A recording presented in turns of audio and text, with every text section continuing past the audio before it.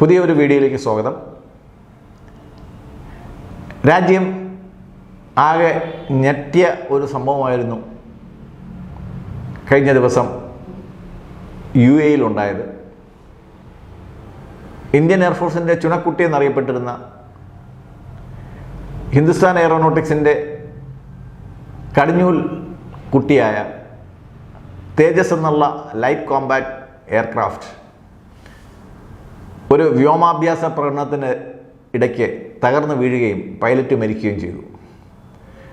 വളരെ ദുഃഖവും നിരാശയും ഉണ്ടായ ഒരു സംഭവമായിരുന്നു അത്. രാജ്യത്താകെ തന്നെ ഒരു മ്ലാനത, പ്രത്യേകിച്ച് വ്യോമ പ്രതിരോധ രംഗത്ത് ഒരു മ്ലാനത ഉണ്ടായി.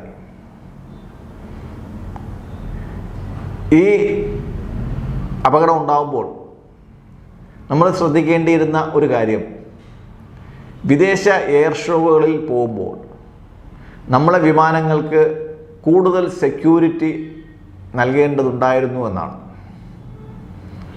നമുക്കറിയാം, ഒരു F-35 വിമാനം അമേരിക്ക നിർമ്മിച്ച് UK നേവിക്ക് നൽകിയ F-35 വിമാനം ചില യന്ത്ര തകരാറുകൾ തുടർന്നാണെന്ന് തോന്നുന്നു തിരുവനന്തപുരം വിമാനത്താവളത്തിൽ 40 ദിവസത്തോളം വിശ്രമിക്കുകയുണ്ടായി.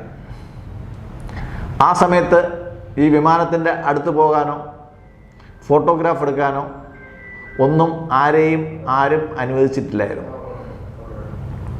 മാത്രമല്ല, ഇന്ത്യയുടെ മണ്ണിന് പുറത്ത്, ഇന്ത്യക്കകത്തും നമ്മുടെ രാജ്യത്തിനെതിരായിട്ടുള്ള ധാരാളം ഗൂഢാലോചന നടക്കുന്ന കാലമാണ്. അങ്ങനെ ഒരു സാഹചര്യത്തിൽ ഇന്ത്യയുടെ മണ്ണിന് പുറത്ത് വെച്ച് നടക്കുന്ന ഒരു വ്യോമാഭ്യാസത്തിൽ അത് ഷോയ്ക്ക് വേണ്ടിയിട്ട് ആയിരുന്നുവെങ്കിൽ കുറച്ചുകൂടി നമ്മൾ മുന്നൊരുക്കങ്ങൾ വേണമായിരുന്നു എന്നുള്ളതാണ് വ്യക്തിപരമായിട്ടുള്ള ഡിഫൻസിൻ്റെ പല ഉദ്യോഗസ്ഥന്മാരുടെയും അഭിപ്രായം.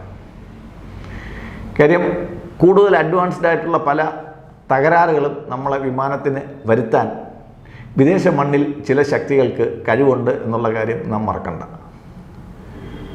UAE, ദുബായ് എന്നൊക്കെ കേൾക്കുമ്പോൾ നമ്മുടെ എല്ലാവരുടെയും ഒരു രണ്ടാം വീടായിട്ടാണ് നമുക്ക് തോന്നുന്നത്. കാര്യം, അത്രയധികം ഇന്ത്യക്കാർ വസിക്കുന്ന ഒരു പ്രദേശമാണ്. പക്ഷേ നമ്മൾ മനസ്സിലാക്കേണ്ടത്, ഇന്ത്യക്കെതിരായിട്ടുള്ള ഒരുപാട് ഡിസൈൻസ്, ഒരുപാട് ആസൂത്രണങ്ങൾ നടക്കുന്നതും ഇന്നും നമ്മൾ വിശ്വസിക്കുന്നത് ദാവൂദ് ഇബ്രാഹിം ഒടുവിൽ കഴിയുന്നുവെന്ന് വിശ്വസിക്കുന്നതും UAE-യിലെ മണ്ണിലാണ്. ഇന്ത്യക്കെതിരായിട്ടുള്ള പല ഓപ്പറേഷനുകളും നടത്താൻ UAE-യുടെ മണ്ണിനെ അവിടുത്തെ സർക്കാർ അനുവദിച്ചിട്ടുണ്ട് എന്നുള്ളത് അവരുടെ ഒരു കമ്പൽഷനാണ്.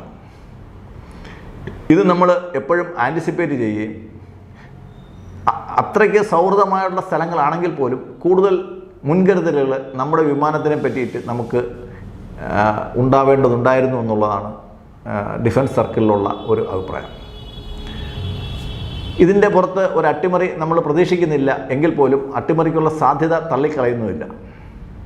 എന്തായാലും ഈ ഹാങ് ഓവറിൽ നിൽക്കുമ്പോഴത്തേക്കാണ് നമ്മുടെ രണ്ടാമത്തെ ഒരു താരം അവിടെ ഏറ്റവും കൂടുതൽ ശ്രദ്ധിക്കപ്പെടുന്നത്. ദുബായ് എയർ ഷോയിൽ ഏറ്റവും അധികം ശ്രദ്ധിക്കപ്പെട്ട മിസൈൽ ഇന്ത്യയുടെ ബ്രഹ്മോസ് മിസൈലാണ്. ഇന്ത്യയുടെ ഡിഫൻസ് കയറ്റുമതിയിൽ നമ്മൾ പ്രതീക്ഷിക്കുന്ന ഏറ്റവും കൂടുതൽ വരുമാനം ലഭിക്കാൻ പോകുന്ന രണ്ട് പ്രധാനപ്പെട്ട ഉപകരണങ്ങളായിരുന്നു, ഒന്ന് തേജസ് വിമാനവും, രണ്ട് ബ്രഹ്മോസ് സൂപ്പർസോണിക് മിസൈലുകൾ, ക്രൂയിസ് മിസൈലുകൾ. എന്തായാലും ഈ തേജസ് വിമാനത്തിനുണ്ടായി എന്ന് പറയപ്പെടുന്ന അപകടം, അതിൻ്റെ സ്റ്റാറ്റിസ്റ്റിക്സ് വെച്ച് നോക്കുമ്പോൾ കഴിഞ്ഞ 24 വർഷങ്ങൾക്കിടയിലുണ്ടായ രണ്ടാമത്തെ അപകടമാണ്. ഇന്ത്യയെ പോലെ ധാരാളം സോർട്ടി പറക്കുന്ന, അതിതീവ്രമായ ട്രെയിനിങ് ഷെഡ്യൂളുകളുള്ള ഒരു രാജ്യത്തെ ഒരു വിമാനം, അത് 24 വർഷത്തിൽ 2 വിമാനങ്ങൾ തകർന്നു എന്ന് പറയുന്നത് ഒരു വലിയ വാർത്തയല്ല. എന്നാൽ പോലും ഇന്ത്യക്ക് അവരുടെ മാനത്തിൻ്റെ വിലയാണ് അതിന് കൊടുക്കേണ്ടി വന്നത്. എങ്കിൽ പോലും തേജസിൻ്റെ കഴിവിനെ പറ്റിയിട്ടോ മികവിനെ പറ്റിയിട്ടോ അതിൻ്റെ ആക്രമണ സാധ്യതകളെ പറ്റിയിട്ടോ ആർക്കും സംശയമുണ്ടാവില്ല എന്ന് നമുക്കറിയാം. ഈ രംഗത്തെ വിദഗ്ധർക്കറിയാം, ഒരു എയർ മാനുവറിൽ ഒരു അപകടം ഉണ്ടാകാൻ പോകുന്നത് വലിയ ഒരു സംഭവമല്ല. അത് സാധാരണ സംഭവിക്കാൻ സാധ്യതയുള്ള ഒരു അപകടമാണ് സംഭവിച്ചത്. എന്തായാലും അതിൻ്റെ കോർട്ട് ഓഫ് എൻക്വയറി നടക്കുന്നുണ്ട്.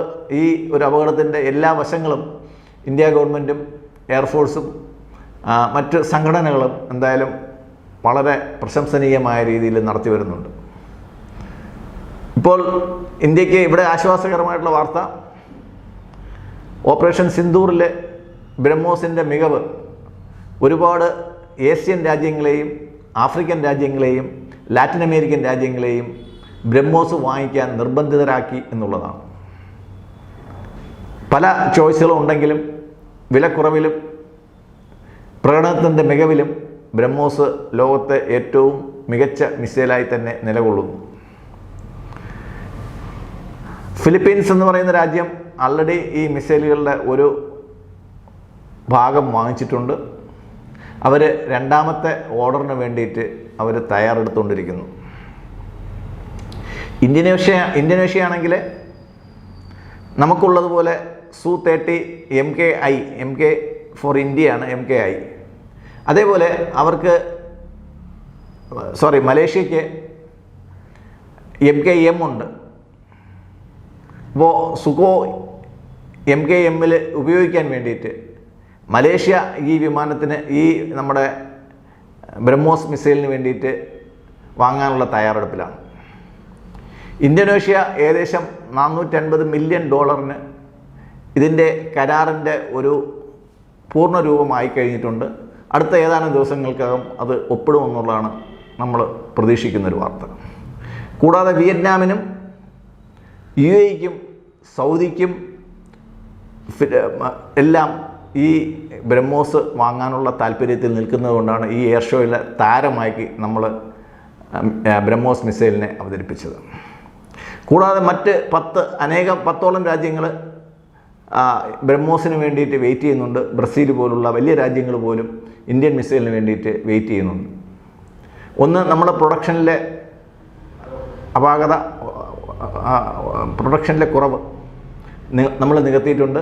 ഇപ്പോൾ പ്രൊഡക്ഷൻ നമ്മൾ ഏകദേശം 4 ഇരട്ടിയോളം വർദ്ധിപ്പിച്ചിട്ടുണ്ട് എന്നാണ് ഡിഫൻസ് മിനിസ്റ്റർ കഴിഞ്ഞ ലക്നൌവിലുണ്ടായ ഒരു ചടങ്ങിൽ അറിയിച്ചത്.